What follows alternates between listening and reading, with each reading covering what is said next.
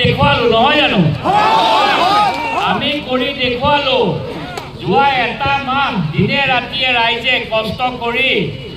গোটেই সামগ্ৰী সমষ্টি নহয় অসমৰ ৰাইজৰ এইবাৰ চকু আছিলে যে সামগ্ৰী ৰাইজে কি সিদ্ধান্ত ল'ব অন্য নহয় ৰাইজ তো সামগ্ৰী ৰাইজে এবাৰ দেখুৱালে নাই সিদ্ধান্ত এইবাৰ সামগ্ৰী ৰাইজে যিটো সিদ্ধান্ত দিলে এইটো সিদ্ধান্ত সাধাৰণ সিদ্ধান্ত নহয় এজন বিধায়ক বনাবৰ কাৰণে সিদ্ধান্ত নহয় এটা জাতিৰ এটা সম্প্ৰদায়ৰ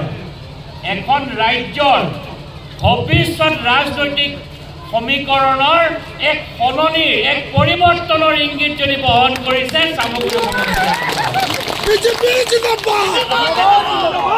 সামগ্ৰী ৰাইজে এজন বিধায়ক পালে লগতে এটা দলৰ আস্থা পালে যে ভাৰতীয় জনতা পাৰ্টিৰ নেতৃত্বত আমাৰ মাননীয় মুখ্যমন্ত্ৰী ডক্টৰ হিমন্ত বিশ্ব শৰ্মা ডাঙৰীয়াই যোৱা ৩টা বছৰত অসমখনক দিয়া সুশাসন প্ৰত্যেকটো চৰকাৰী আঁচনি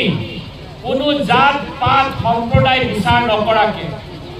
অৰুণোদয় যদি হিন্দুজনেও পাইছে অৰুণোদয় মুছলমান গৰাকীও পাইছে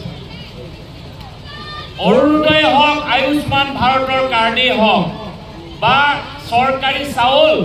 যদি হিন্দু গাঁওখনতো পাইছে মুছলমান গাঁওখনতো চৰকাৰী চাউল পাইছে এই নীতি সকলোৰ লগত মিলি সকলোৰ কাৰণে যি ডেভেলপমেণ্টৰ নীতি এই নীতিৰ কাৰণে আজি ৮টা বছৰ লাগিলে 2016ত মই ইয়াত নিৰ্বাচন খেলোঁতে আমি হাৰিছিলোঁ 2021ত হাৰিছোঁ কিন্তু 2024ৰ যিটো নিৰ্বাচনৰ ৰিজাল্ট সামগ্ৰীবাসীয়ে দিলে এই ৮টা বছৰ লাগিছে বিজেপিক ভাল পাবৰ কাৰণে বিজেপিক বুজিবৰ কাৰণে হয় নে নাই তো বিজেপিক বুজি পালে নে নাই আৰু আপোনালোকক বিজেপিয়ে নহয় দক্ষ বিধায়ক দীপ্তৰঞ্জন শৰ্মা ডাঙৰীয়াই